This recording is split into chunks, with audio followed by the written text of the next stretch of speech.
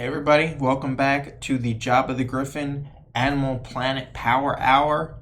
We have cats, we have dogs, we have fakes, and we have McMegan. So let's jump into this one. We have gross immense lead matchup. Favors the gross, obviously. Surprised he didn't just smash there. That's why put a Metagross in the lead if you're not just gonna click Meteor Mash over and over and over and over again. I don't know. Some people, the way some people's brains work, confuse me. So nice crit by McMegan.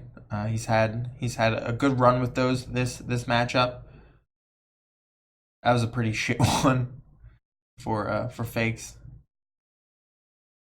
We have two Ments. So unlike the usual situation where the Ments player is going to lose, Ments will in fact get a win in this one. So props to Salamence for making a strong showing in this series, getting its one win and getting out of here.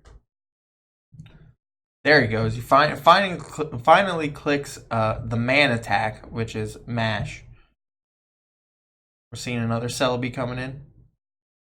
He's been putting in work this tournament, aka making the games a lot longer. Sword Stance, love to see that. Dance pass. What are we passing to? Gross. It can't be gross lead, right? Usually, if I'm running past two Agilagross, I'm throwing Lum on it. So, I mean, maybe it is. Maybe it's just like Agila lefties lead. I don't like it if it is. Why is it going so fast? Holy shit. Barely got time to think over here. McMegan keeps getting the Ments in and then doing nothing, as Ments is often want to do. Does nail a nice Rock Slide on the CB Ments over there, which is going to come in with the HP Grass. Or not Grass, HP Flying, and just absolutely deck Claydol, which that seemed to do a lot. That was not a critical hit. Maybe those are some...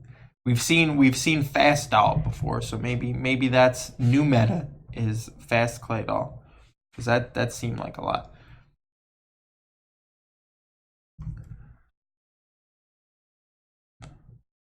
McMegan SDs and just goes for HP Rock. I love that set. SD HP Rock.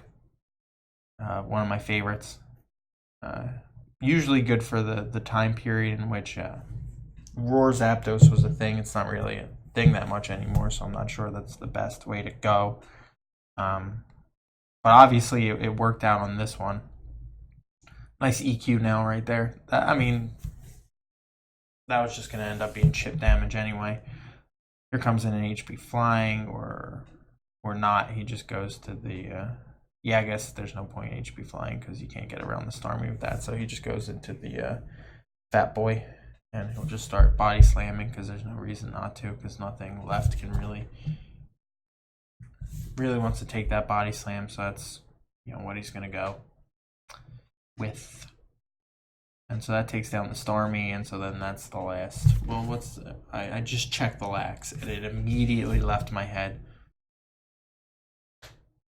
Fake's nailing the Rock Slides, but doing very little good. So I wonder if this is now he's just gonna try and force this win by cursing up right here.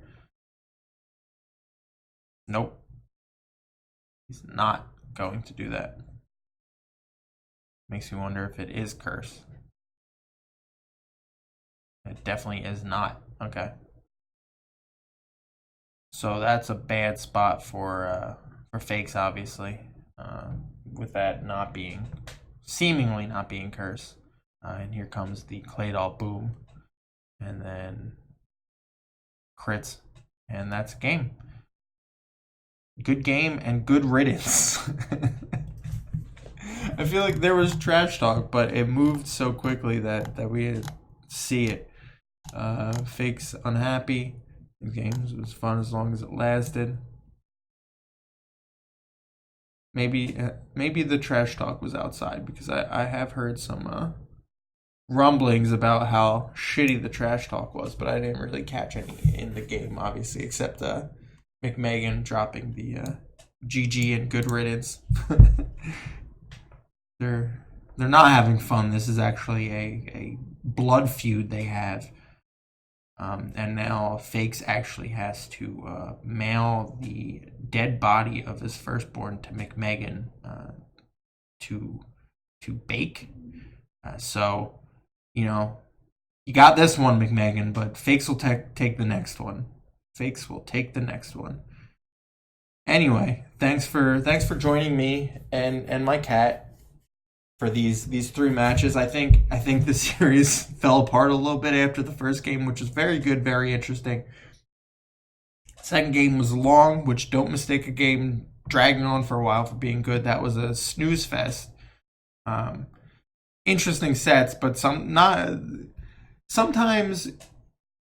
your interesting sets can end up in a match that makes it no more fun to watch than Skarm, Bliss, T-Tar, Gengar, Claydol. You know, sometimes it just happens like that. And, no fault to the players, but that was a snoozer. This one, a snoozer in a different way.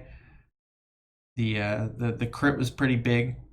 And besides that, it just kind of, from there, it was just kind of downhill.